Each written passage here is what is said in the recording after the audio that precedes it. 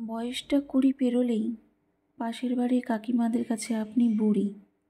চুপচাপ থাকলে মেয়েটা খুব অহংকারী, কথা কম বললে ভাব নিয়ে থাকে, বেশি কথা বললে মাত্রাতিরিক্ত বাচাল। বিয়ে নিয়ে বাবা মায়ের চেয়ে পাড়া প্রতিবেশীরা অনেক বেশি চিন্তিত। এত লেখাপড়া করার কি দরকার? কি হবে এত লেখাপড়া করে জীবনে কে কি করেছে শুনি? এর থেকে বেশ ভালো হয় মেয়েকে একটা দেখে শুনে বিয়ে দিয়ে দিন। সংসারী হবে, সুখে সংসার করবে, ভালো ঘর, ভালো বর, সন্তান সব কিছু নিয়ে সে সুখী হবে। সাধারণভাবে চলাফেরা করলে মেয়েটা খ্যাত, বেশি সাজলে নির্ঘাত কোনো ছেলের প্রেমে পড়েছে। তা না হলে এত সাজাগোজা কই? আমি তো এরকমভাবে সাজিনি। দেখ কোথায় কি প্রেম টেম করে রেখেছে। একটু রোগা হলে বাবা মা মনে হয় খেতেই দেয় না, কিছুই খাওয়ায় না, তাই জন্য এরকম রোগা, তালপাতার সিপাই। আর একটু মোটা হলে এই মেয়েকে কোনো ছেলেই বিয়ে করবে না। আজকালকার ছেলেরা মোটা মেয়ে একদম পছন্দ করে না। পরিশেষে ঠিক করে বসো, ঠিক করে ঘুমাও, ঠিক করে হাঁটো, ঠিক করে চলো। লোকে কি বলবে? সমাজ কি বলবে? পাশের বাড়ির আন্টিরাই বা কি বলবে? প্রতিবেশীরা কি বলবে? এসব শুনতে শুনতেই কেটে যায় মেয়েদের জীবনটা।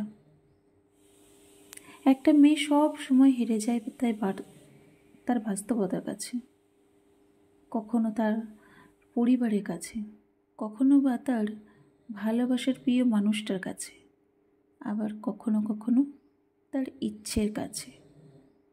মেয়েরা চাইলেও তার ইচ্ছে মতো চলতে পারে না, তার ছোট ছোট ইচ্ছেগুলো পূরণ করতে পারে না তার ভালোবাসা দিয়ে কাউকে খুশি করতে। সারাটা জীবন কাটিয়ে দিতে হয় মানিয়ে নিতে। একটু মানিয়ে নিতে পারিস না? একটু চুপ থাকলে, একটু শুনে নিলে কি অসুবিধা হয়? এত কথা যে কেন বলিস তুই? মেয়ে মানুষের এত কথা বলা একদম মানায় না, জানিস না?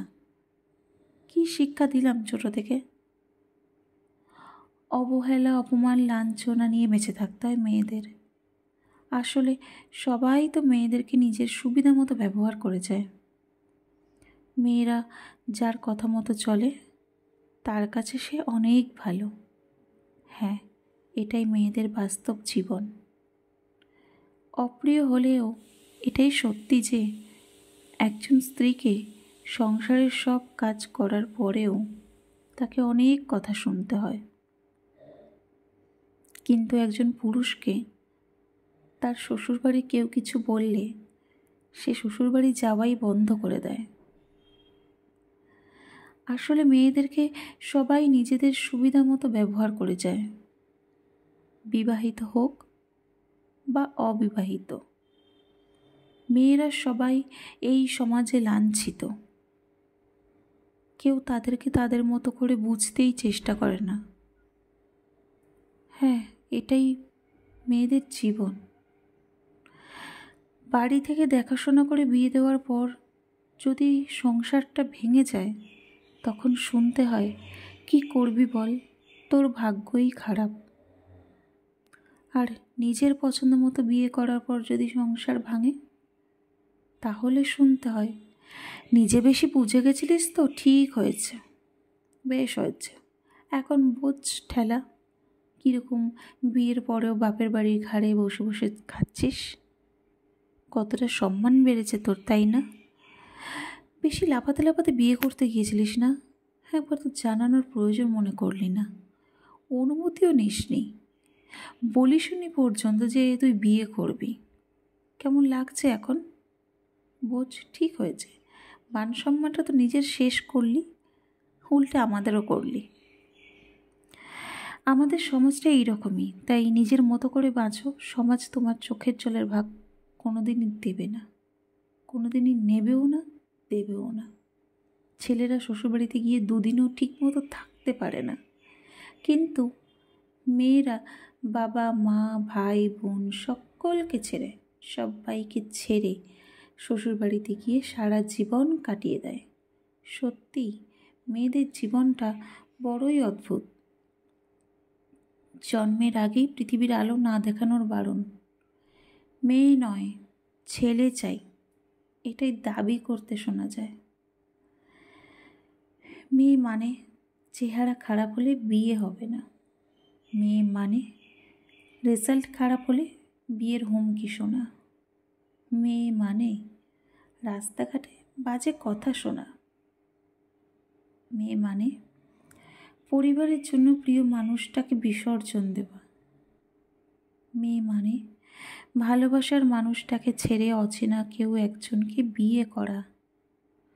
মেয়ে মানে বিয়ের পরে সন্তানের জন্ম নিয়ে খোঁটা শোনা। আমরা এমন একটা দেশে বাস করি যেখানে মেয়েরা নিজেদের নিরাপদ মনে করে না। একটু রাত হলে একা একা বেরোতে পারে না, নিজের মনের মতো জামা কাপড় পরতে পারে না, কোনো ছেলে বন্ধুর সাথে রাস্তায় দাঁড়িয়ে কথা বলতে পারে না। এগুলো করলেই অনেক সমস্যার সম্মুখীন হতে হয় মেয়েদেরকে।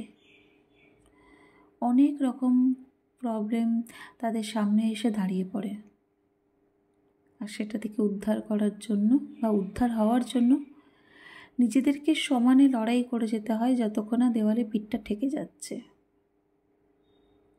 একটা মেয়ে বিয়ের পর সবার কাছে অসহায়, কখনো বাবার বাড়িতে, আবার কখনো কখনো তার শ্বশুর বাড়িতে। বাবার বাড়িতে থাকলে কিছু হলেই খোঁটা শুনতে হয়, তোকে বিয়ে দিয়েছি এখানে পড়ে থাকার জন্য, যা শ্বশুরবাড়িতে যা। বিয়ের পর তো মেয়েদের শ্বশুরবাড়িটাই সব, ওখানে থাকবি মানিয়ে নিয়ে, সব কিছু মানিয়ে নিয়ে থাকবি। এখানে পড়ে আছিস, ভাইয়ের সংসারে পড়ে আছিস, লজ্জা করছে না? এটা শুনতে হয়। আর শ্বশুরবাড়িতে থাকলে সামান্য কিছু ভুল হলেই শ্বশুরবাড়ির লোকজন বলে, একদম কিন্তু ঘর থেকে বার করে দেবো, এসব এখানে চলবে না। এখানে থাকতে হলে আমাদের কথা মতো কথা শুনে চলতে হবে। এটাই হচ্ছে মেয়েদের জীবন। দুনিয়াতে সবাই এক নয়, যার সাথে হয় সেই বোঝে একমাত্র তার কষ্টটা কোথায়। যে বাড়িতে জন্ম সেই বাড়িতেই একসময় অতিথি, এটাই মেয়েদের জীবন। মেয়েদের কষ্ট বোঝা অত সহজ নয়, তাদের সেই বাড়িতে জায়গা হয় না যেই বাড়িতে তারা জন্মায়। ছোটোবেলা থেকে বিয়ে পর্যন্ত নিজের বাবা মায়ের জন্য বাঁচে, বিয়ের পরে সন্তান হওয়া পর্যন্ত বাঁচে নিজের স্বামীর জন্য বাঁচে। সন্তান হওয়ার পর নিজের স্বামী ও সন্তানের জন্য বাঁচে। নিজের পুরো জীবনটাই অন্যের জন্য বেঁচে থাকার পরেও সবাই বলে মেয়েদের মন কখনো বোঝা সম্ভব নয়। সত্যি মেয়েদের মন বুঝতে অনেক বড় মনের দরকার হয়। মেয়ে হয়ে জন্মানো অত সহজ নয়, কারণ শুধু মেয়েরাই জানে যে বেঁচে থাকাটা কতটা কঠিন। কারণ মেয়েরা কখনো নিজের ইচ্ছে মতো কিচ্ছু করে না। মেয়েরা না চাইলেও স্বপ্নগুলোকে লুকিয়ে রাখতে পারে না, কিন্তু মাঝে মাঝে লুকিয়ে রাখতে হয়। আর মেয়েদের কখনো নিজের বাড়ি হয় না, মেয়েদের বিয়ের আগে কথা শুনতে হয়। সেই তো পরের বাড়ি যাবি আর বিয়ের পর শুনতে হয়, ওই তো পরের বাড়ি থেকে এসেছে, কত আর ভালো হবে, ওই রকমই তো হবে যেমন শিক্ষা পেয়েছে। শরীর আমার হলুদ তোমার নামের, হাত আমার মেহেন্দি তোমার নামের, মাথা আমার ঘোমটা তোমার নামের, সিঁথি আমার সিঁদুর তোমার নামের, কপাল আমার টিপ তোমার নামের, নাক আমার নখ তোমার নামের, গলা আমার মঙ্গলসূত্র তোমার নামের, কবজি আমার শাঁখাপলা তোমার নামের, পা আমার নূপুর তোমার নামের, পায়ের আঙুল আমার চুটকি তোমার নামের। বড়দের চরণবন্দনা আমি করি, সবার আশীর্বাদ আমি নেব বলে স্থির হই, কিন্তু সেই আশীর্বাদ তোমার। দশমীতে সিঁদুর ও ব্রত আমি করি, ফল তোমার, দীর্ঘজীবী হোক। এমনকি কোল আমার সন্তান তোমার নামের, বাড়ির দরজায় যে নেম প্লেটটা সেটাও তোমার নামের, এমনকি গোত্র আমার ওটাও তোমার নামের।